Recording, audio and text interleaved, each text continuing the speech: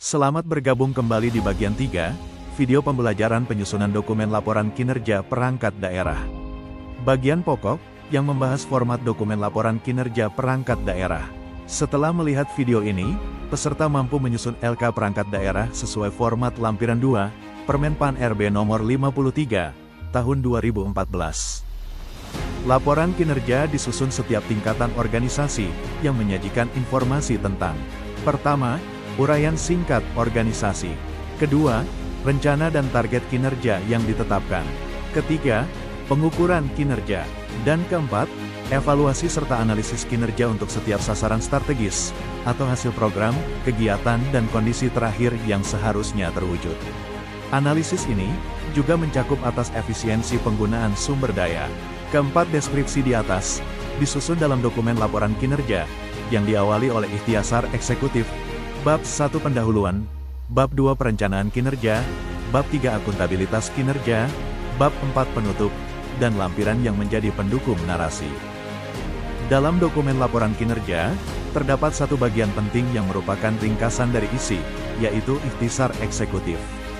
Ikhtisar eksekutif biasanya tidak lebih dari 2 halaman yang di dalamnya membahas: pertama, ringkasan tingkat pencapaian sasaran strategis dan indikatornya, sasaran program dan indikatornya, serta sasaran kegiatan dan indikatornya.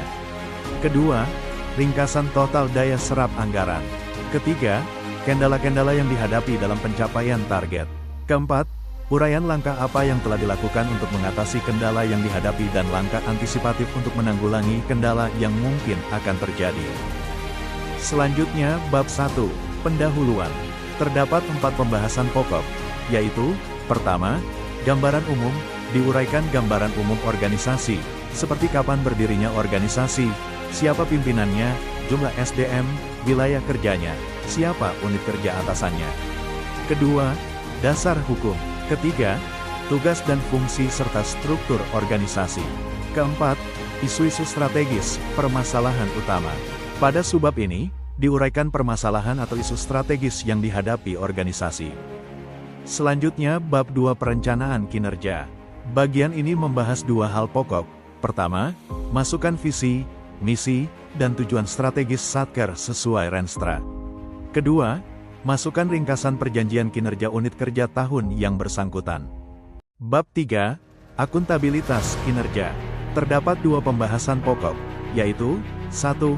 Capaian kinerja organisasi. 2. Realisasi anggaran.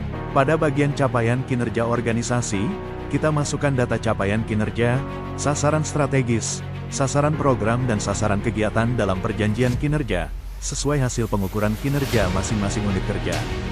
Kedua, masukkan data capaian indikator kinerja sasaran strategis, indikator kinerja program dan indikator kinerja kegiatan sesuai hasil pengukuran kinerja masing-masing unit kerja. Ketiga, menguraikan atau mendeskripsikan analisis masing-masing IKS, SIKP, IKK agar dilengkapi dengan: perbandingan antara target dan realisasi kinerja tahun ini, perbandingan capaian kinerja tahun ini dengan tahun-tahun sebelumnya, perbandingan capaian kinerja tahun ini dengan target jangka menengah atau target akhir periode Renstra, membandingkan realisasi kinerja tahun ini dengan standar nasional, RPJMN, instansi sebanding, instansi sejenis yang setara, jika ada. Buat analisis penyebab kegagalan atau keberhasilan, atau peningkatan, atau penurunan kinerja, serta solusi beserta langkah antisipasi yang telah, atau akan dilakukan. Selanjutnya, buat analisis program atau kegiatan yang menunjang keberhasilan, serta kegagalan pencapaian kinerja.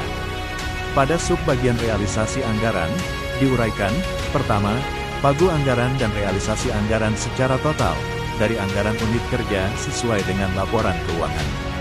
Kedua, anggaran persasaran strategis atau indikator kinerja sesuai dokumen perjanjian kinerja, unit kerja. Ketiga, buat uraian efisiensi penggunaan sumber daya, anggaran, SDM, dan sarana prasarana. Bab 4, Penutup. Bab ini menyajikan: pertama, simpulan umum atas capaian kinerja organisasi. Kedua, langkah yang akan dilakukan di masa mendatang untuk meningkatkan kinerja. Hal yang tidak kalah penting adalah lampiran. Lampiran merupakan data penguat. Dalam hal ini kita harus menyajikan: pertama, perjanjian kinerja murni dan perubahan. Kedua, capaian kinerja tahun berjalan dan 1 tahun ke belakang. Ketiga, rekapitulasi realisasi daya serap per triwulan.